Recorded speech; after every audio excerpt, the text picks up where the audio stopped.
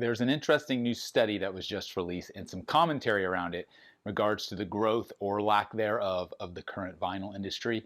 In particular, there's one stat that says 50% of all current record buyers do not even own a turntable. I call BS on that stat, and we will discuss in this episode talking about records.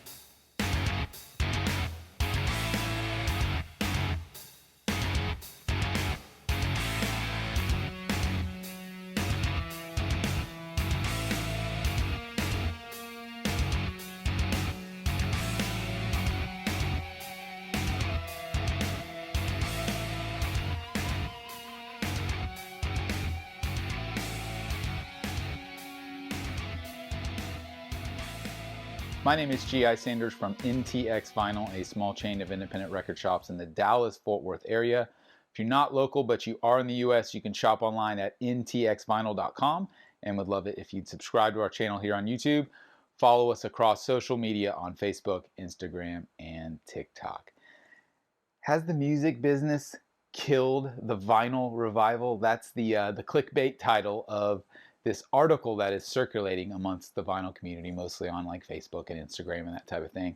A gentleman named Ted Gioia, I think is how you would pronounce it, wrote this piece in response to his experience over the last year, but even more so in response to a new study that came out with some industry data about the growth or lack thereof of the vinyl industry and how many people own turntables and these types of things. So I found it very interesting, and there's been a lot of good commentary online about this from people like myself who actually collect records and have been in this for a long time, or maybe are on the business side or understand the business side, right?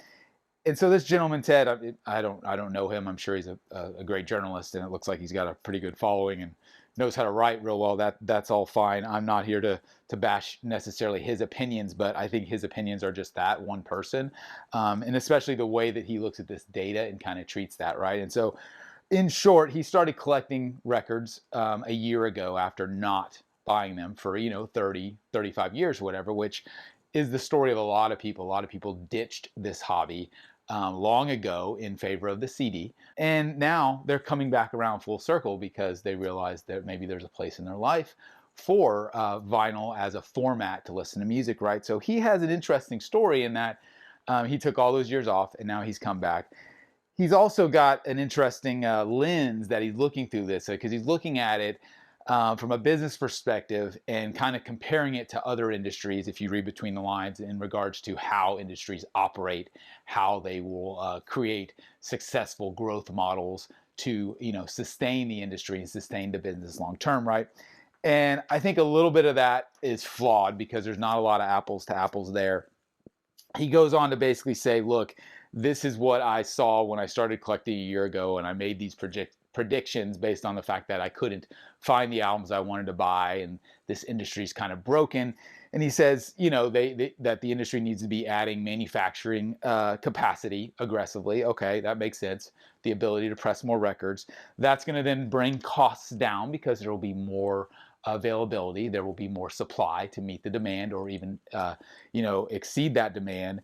That'll keep prices down. That'll keep the labels and artists happy because they can continue to pump out more product and expand their product lines. And then you continue to invest in new technologies and research and development, right?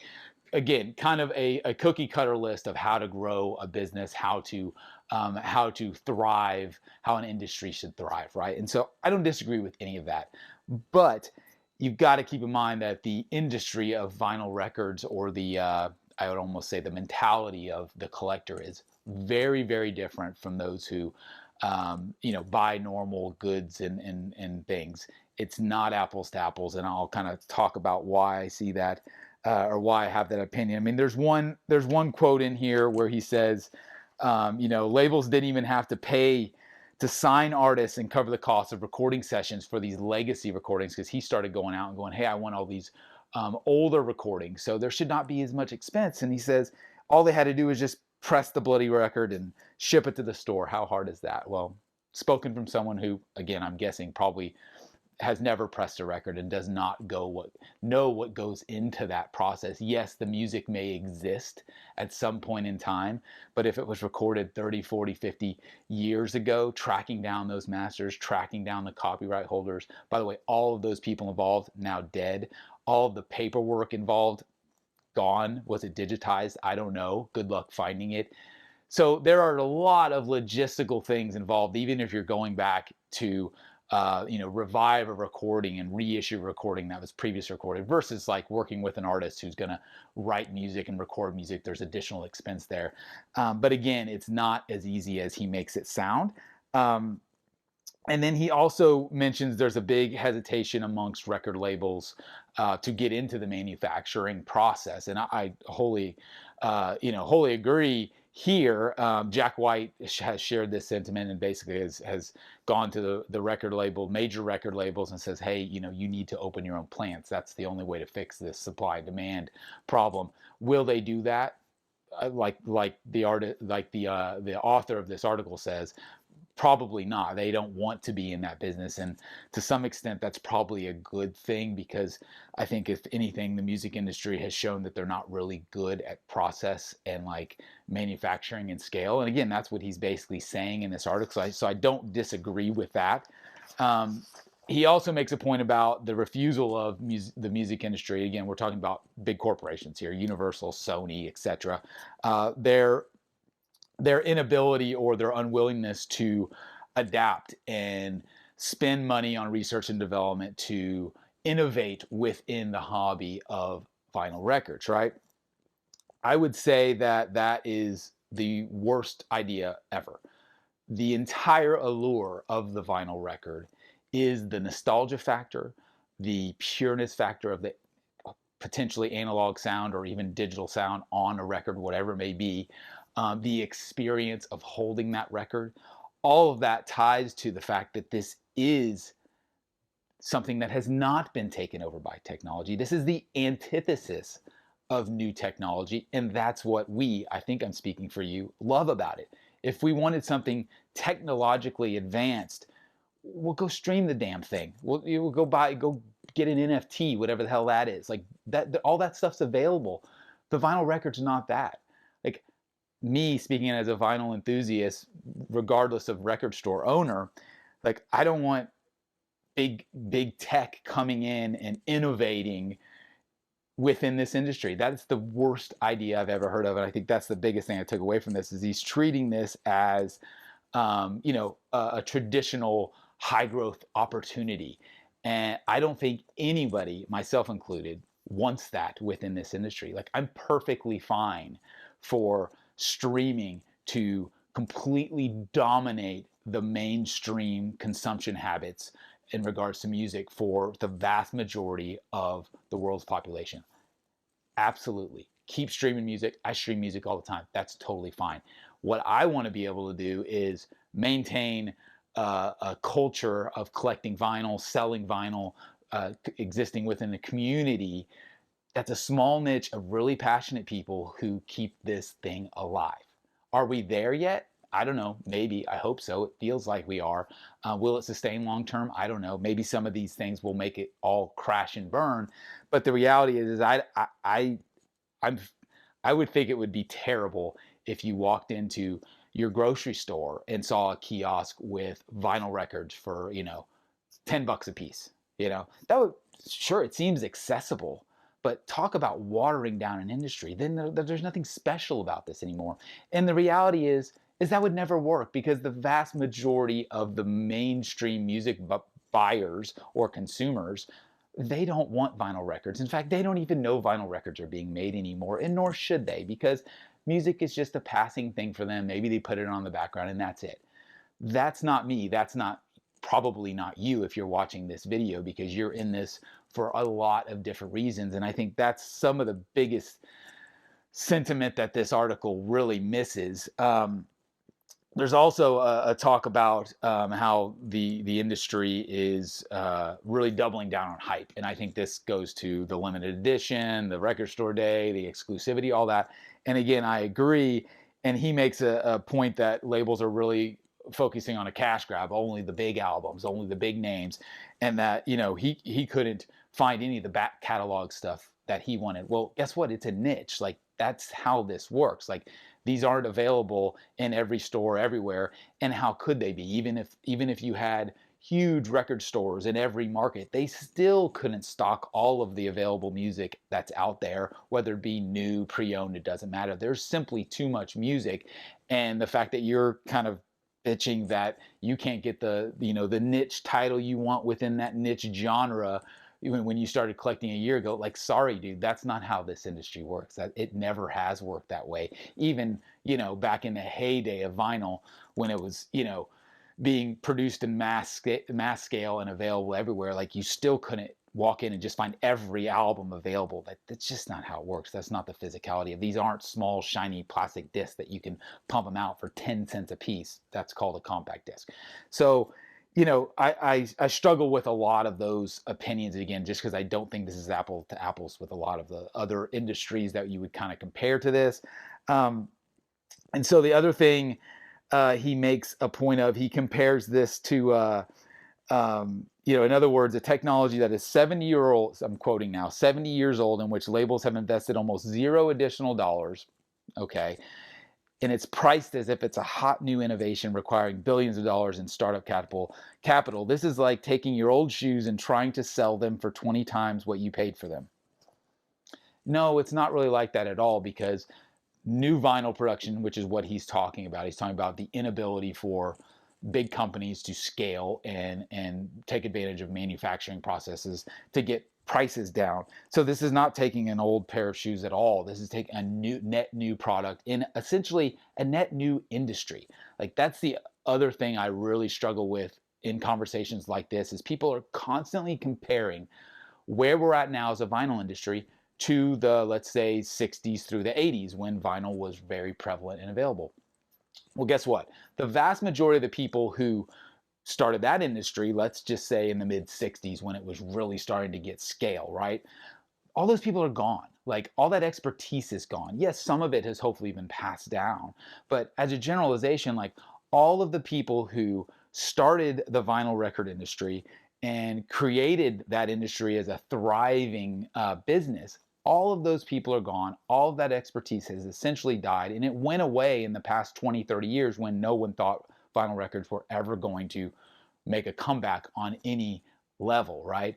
And so this is an industry right now trying to reinvent itself net new. Like, I don't foresee people who are opening pressing plants right now going, hey, how did they do it in 1972? We need to do it exactly like that. Like, I guarantee you there's innovation going on. Go look at Jack White and what he's doing in regards to his pressing plants. I guarantee you there's some things they're doing. I'm just making this up, but I bet they've cut some corners based on what used to happen in the late 60s and early 70s in regards to pressing plants. Now, maybe that's what's wrong with new vinyl these days in regards to quality control and quality in general. I don't think so. I think it's just a matter of, it's going to take time for a lot of people who are passionate about this industry and who are taking steps forward in the manufacturing process to get it dialed in. It's not going to happen overnight. It's not going to take months or years. It's going to take a long time to solidify. That's just my guess, right? The other thing he mentions here, and I'm going to get to the turntable stat here shortly, but he says, in a market where retro is hot, you might get away with this, at least for a short time. Some of my readers will probably respond, well, if Taylor Swift fans are willing to pay $40 for a record, then that's a perfectly fair price. And he says that may be true, but it's still a stupid price. Well, you got to keep in mind, who's your buyer here? And this is getting into the data portion of the study that he was reacting to. Is there's a lot of different reasons to buy a record. And depending on who you survey or who you ask, those reasons will differ drastically, right? There are absolutely Taylor Swift fans, and again, just using that as the example because she was the biggest seller over the last year. I'm sure there are Taylor Swift fans who have bought that record, or maybe different variants of that record, who have never opened it, and they put it on their wall and they've never owned a turntable, and that's fine. That's their reason for buying it. They bought it as a memento, as essentially a poster, as a piece of memorabilia, just like you would buy a t-shirt at the concert, right? That's totally fine. Do I think those types of people are going to be the ones long term to collect records and really, push an industry forward and continue to help it grow? No, I don't at all. I think that's a horrible example. But again, that's just one reason why that person is buying a record. I buy records for completely different reasons than that person did, and I'm sure you do too. There's a lot of different reasons why someone would invest, 10, 20, 30, $50 in a record, right? And so I think that's where you get into this, the statistics of this, and him basically quoting this data that says the vinyl growth has completely stalled out. And I don't have any problem with that. I've said this before. Like, I don't think that this industry is going to continue on this huge hockey stick of growth, which we've seen in the past, let's say 2 to 3 years. It's leveling off because here's the reality. There's only so many people who are willing to commit to music on this level, right?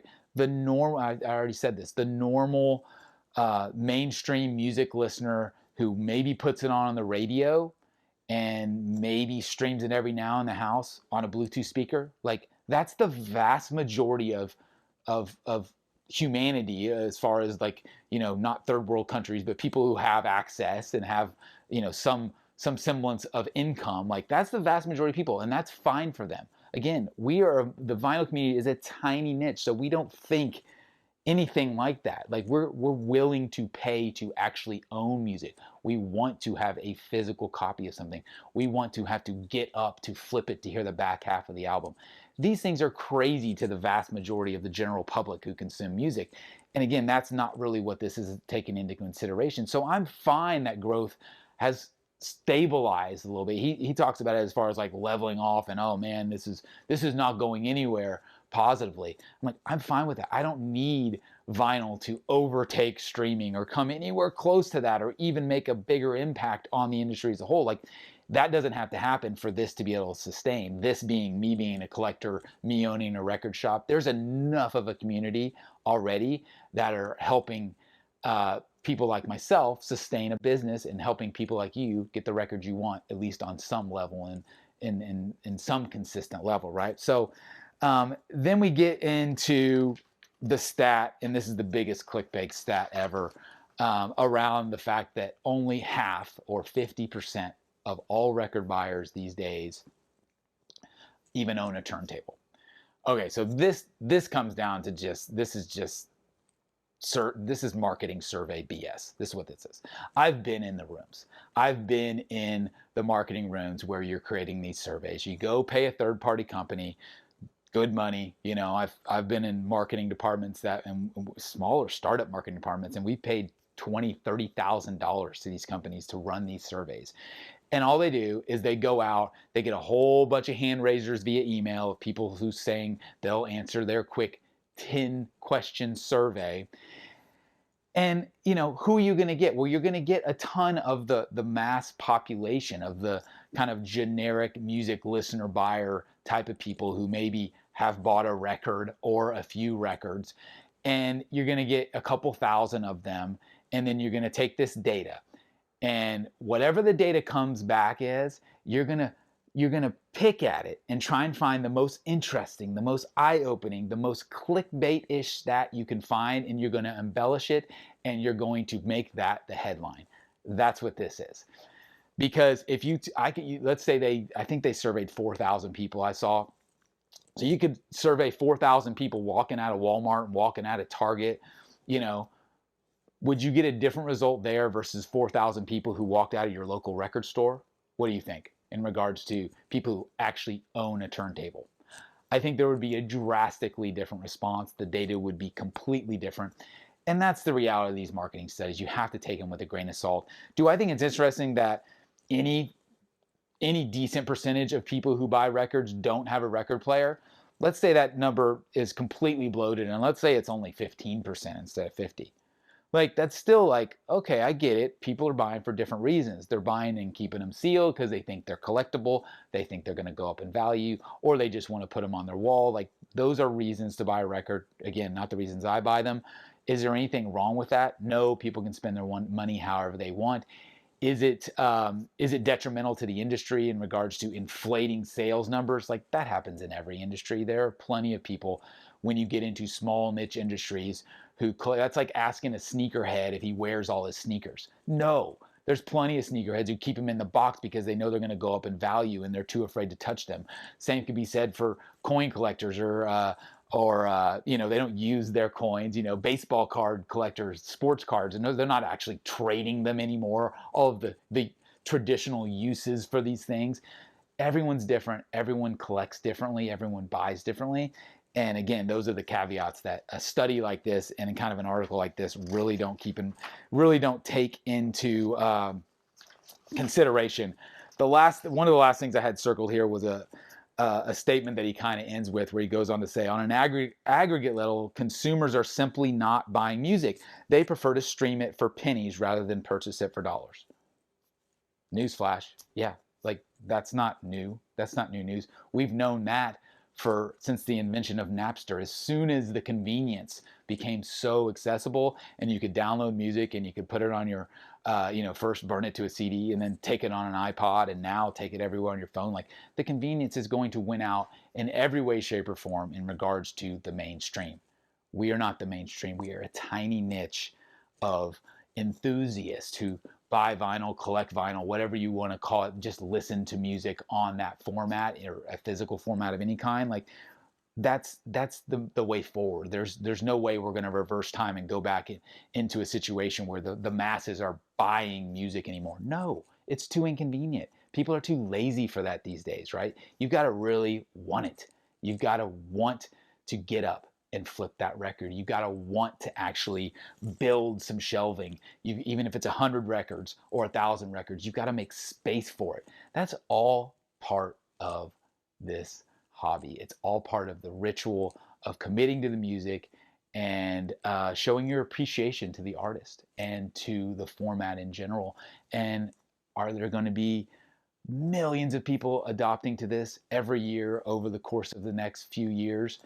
I hope there's still some steady growth, a little bit here and there, but I don't need it to be this mass market thing. And I'm not naive to think that I'll ever be able to go to a big box store or a massive record store again and find every available piece of music that there ever was. No, that's what your phone is for. That's what streaming is for. Not that everything is streaming, but obviously there's a vast majority of it. And so it's an interesting article. It sparked a lot of conversation online. Pretty much every Facebook group I'm in about records, I've seen this posted and seen a lot of commentary. And there's certainly a lot of good comments on the actual article, which I'll obviously link in the description. I would encourage you to read it. It's a pretty short read. And you can check out the study as well. I'll put all those in the description and would love to hear your comments and feedback. I like reading stuff about this because it gets my wheels turning.